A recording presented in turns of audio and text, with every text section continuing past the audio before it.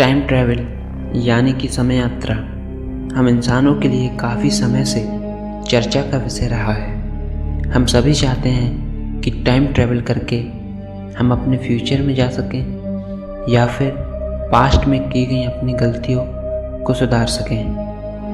तो चलिए जानते हैं आज हम टाइम ट्रैवल के कुछ तरीक़ों को। मैं आपका दोस्त रॉबिन, चलिए शुरू करते हैं।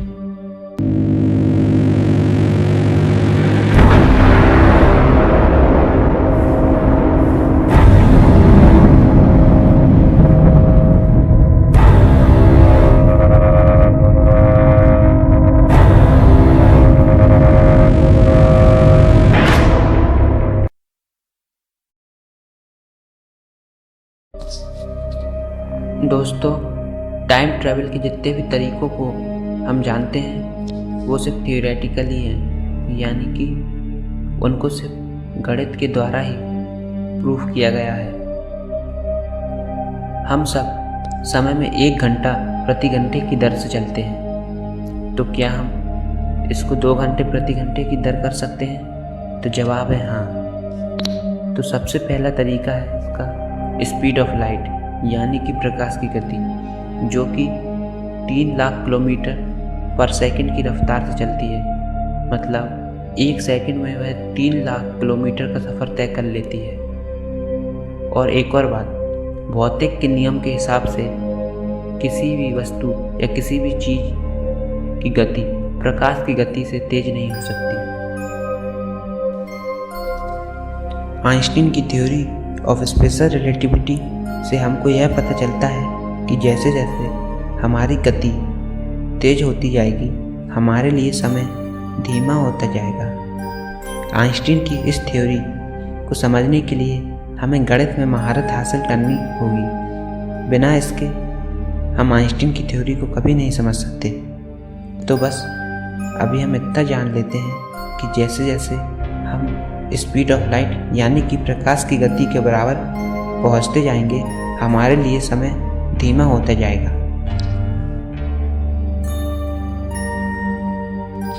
चलिए हम इसको एक उदाहरण की मदद से समझते हैं। मान लीजिए हम एक ऐसा यान बनाने में सफल हो जाते हैं जो कि प्रकाश की गति के बराबर चलता है, यानी कि वह यान 1 सेकंड में 3 लाख किलोमीटर का सफ़र तय कर लेता है। तो चलिए हम उस यान में यात्रा करते हैं। मान लीजिए हम उस यान में 2020 को यात्रा शुरू करते हैं और हमारे लिए वह यात्रा सिर्फ 10 दिन की होगी। तो जब हम अपनी 10 दिन की यात्रा करके वापस पृथ्वी पर लौटेंगे तो हमारी पृथ्वी पर 80 साल बीत चुके होंगे और वही हमारा भविष्य होगा। लेकिन यह तरीका सिर्फ 1 वे है, यानी कि हम इस तरीके से भविष्य में आ तो सकते हैं लेकिन वापस जा नहीं सकते। तो चलिए हम समझने की कोशिश करते हैं कि यान में बिताए हुए 10 दिन पृथ्वी पर बिताए हुए 80 सालों के बराबर कैसे हुए। जबकि यान के अंदर बैठे हुए यात्री को ऐसा ही लगेगा कि अभी सिर्फ 10 दिन ही बीते हैं।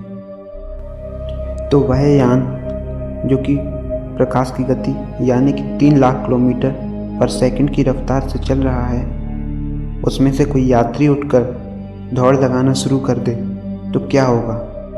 तो वह यात्री प्रकाश की गति से तेज जा रहा होगा उस समय, जो कि भौतिक के नियम के खिलाफ है। क्योंकि किसी भी वस्तु की गति प्रकाश की गति से तेज नहीं हो सकती, इसलिए हमारे लिए उस स्थिति में समय बहुत धीमा हो जाएगा।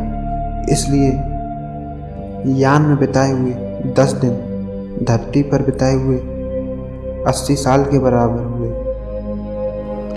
तो यह एक तरीका था समय यात्रा करने का, लेकिन यह तरीका असंभव सा लगता है, क्योंकि ऐसा यान जो कि प्रकाश की गति के बराबर चले उसे बनाना बहुत मुश्किल है।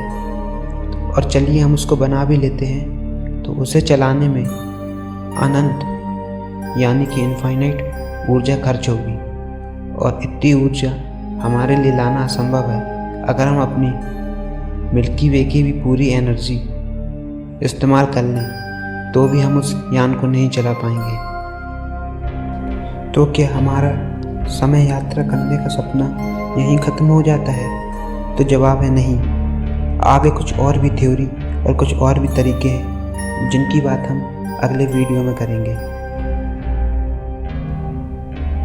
तो दोस्तों, समय यात्रा का ये तरीका आपको कैसा लगा कमेंट में ज़रूर बताइए। और अगर आपको ये वीडियो पसंद आया तो लाइक कीजिए, शेयर कीजिए और चैनल को सब्सक्राइब कीजिए।